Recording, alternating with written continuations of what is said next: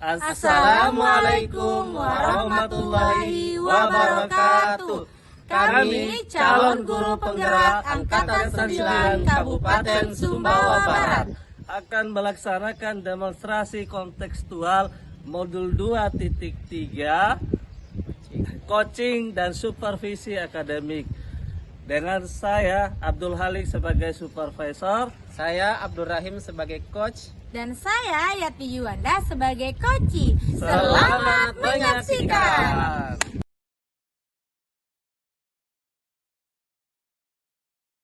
Assalamualaikum warahmatullahi wabarakatuh. Waalaikumsalam warahmatullahi wabarakatuh. Apa kabar ya? Alhamdulillah sehat selalu. Iya, gimana kabar? Alhamdulillah. Jadi walaupun suasana musim hujan Pak ya, tapi alhamdulillah kita masih diberikan kesehatan, diberikan nafas, umur panjang sehingga kita bisa beraktivitas dengan baik. Nah Pak, pada coaching kali ini saya akan memberikan beberapa pertanyaan nih pada Bapak.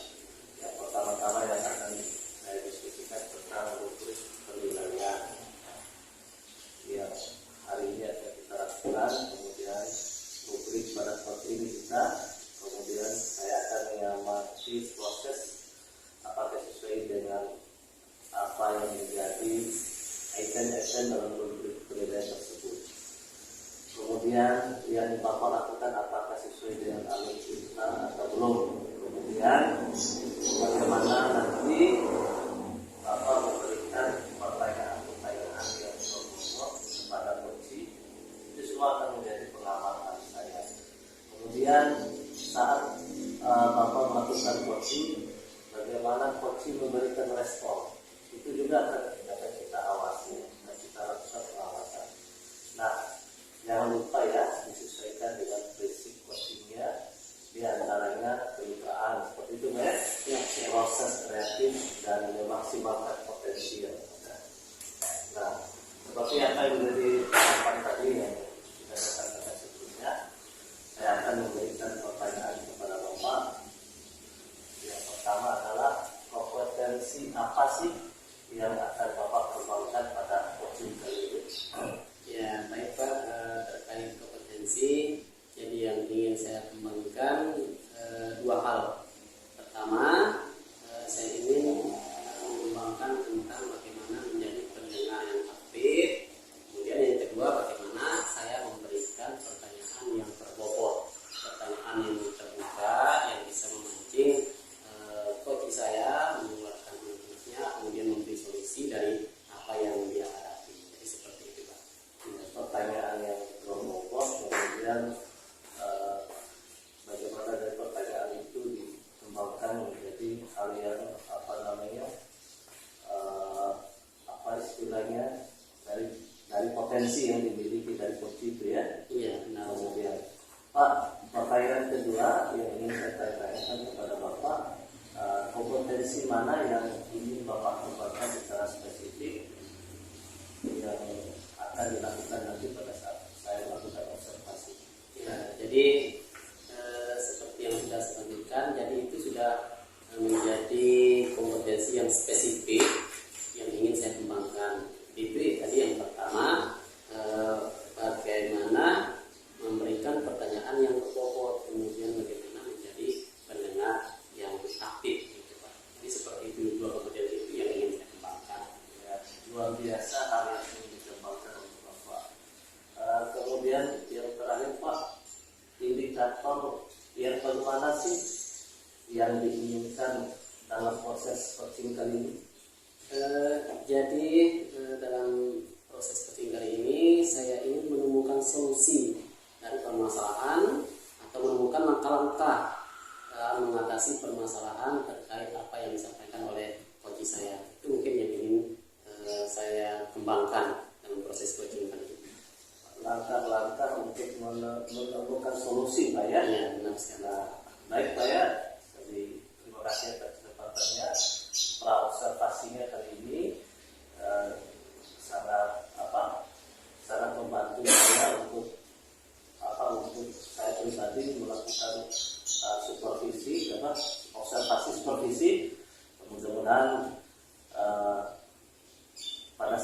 coachingnya nanti coachingnya Bapak diterima oleh coaching dan mudah-mudahan bisa berjalan dengan lancar Pak ya. Terima kasih. Sepertinya untuk rapor kita ini untuk sementara, nanti pas tidak lanjutnya kita akan lanjutkan lagi. Terima kasih Pak ya. Semoga sukses selalu. Amin. Ya, baik Pak ya. Assalamualaikum warahmatullahi wabarakatuh. Waalaikumsalam.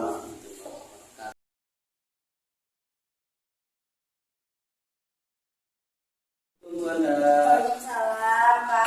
Gimana kabarnya hari ini? Alhamdulillah baik. Bapak gimana kabarnya, Pak? Alhamdulillah, selalu sehat. Mudah-mudahan Allah selalu melindungi kita, ya. Iya, Pak. Jadi sebelum kita mulai obrolan kita, saya mau izin dulu ya. Iya, Pak. Di depan ada api, kebetulan saya lagi merekam supaya apa yang kita sampaikan nanti tidak lupa. Ya. Iya, Pak. Jadi ada permasalahan apa yang akan sampaikan pada coaching kali ini? Oh, jadi gini Pak, saya tuh belakangan ini itu banyak dapat laporan dari siswa kalau pembelajaran mereka di kelas itu membosankan Pak, dan tidak menarik gitu. Setelah saya telusuri, ternyata penyebabnya adalah model atau metode pembelajaran dilakukan guru itu menggunakan metode konvensional Pak, misalnya masih menggunakan metode mencatat atau ceramah seperti itu Pak.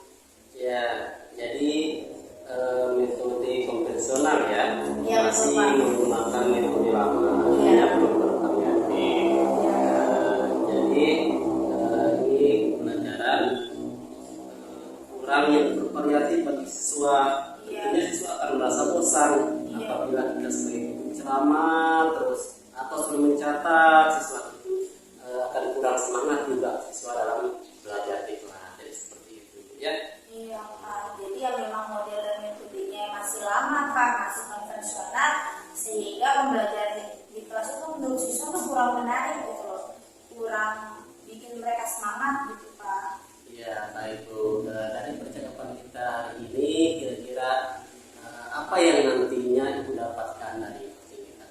Saya ingin sekali menemukan solusi atas permasalahan siswa yang disampaikan kepada saya Pak, dan tentunya saya ingin menemukan langkah-langkah pemecahan masalah ini gitu, Pak.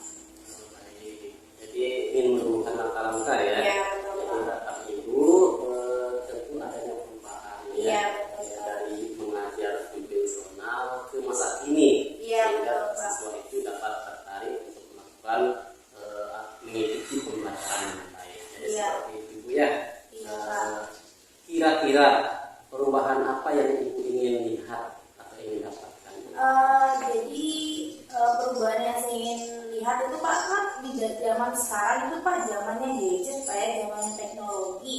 Kenapa guru-guru itu nggak memanfaatkan teknologi Pak? Misalnya seperti membuat presentasi yang menarik menggunakan aplikasi yang namanya Canva seperti itu. Terus misalnya kalau ada latihan soal, kenapa nggak pakai puisi seperti itu? Itu akan lebih menarik Pak. Pokoknya harus memanfaatkan namanya gadget itu, karena siswa-siswi zaman sekarang itu tidak jauh dari namanya gadget, siang pakai gadget, malam pakai gadget. Nah, biar nggak dimanfaatkan gadget itu hanya untuk main game, kenapa nggak dimanfaatkan untuk pembelajaran seperti itu Pak? Ya, baik. Jadi itu yang bisa diinginkan ya. Iya, Supaya Pak. nanti pembelajaran itu mungkin bisa dikolaborasikan dengan gadget supaya pembelajaran lebih menarik. Betul, Pak. Jadi dari kondisi sekolah Ibu yang ada saat sekarang ini, tentu yang kita harapkan nanti berada di level 10. Kalau sekarang di sekolah Ibu itu guru-guru mengajar kira-kira berada di level berapa? Menurut saya tuh untuk guru-guru di sekolah saya itu masih berada di level 5 Pak. Karena saya lihat Pak ya, guru-guru tuh masih posisinya enak nih Pak, di zona nyamannya, jadi nggak bisa keluar gitu dari zona nyamannya, masih ya udah, karena pembelajaran menurut mereka itu pembelajaran menggunakan metode ceramah atau metode mencatat itu lebih